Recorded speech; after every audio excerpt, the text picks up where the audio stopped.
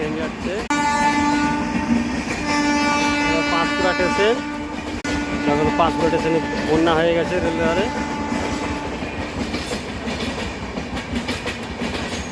বন্যা হয়ে গেছে, সব বাড়ি সব ডুবে গেছে একতলা করে। বহু জল আসছে,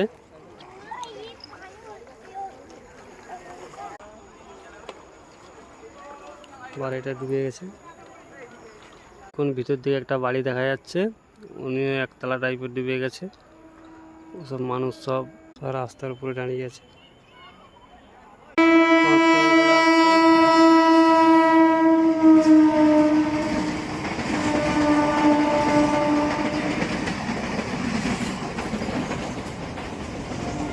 দিকে আমরা যাবো, পাঁশকুড়া মার্কেটটা দেখাবো, পরে ভিডিওটা দেখাবো পাঁশকুড়া মার্কেট ডুবে।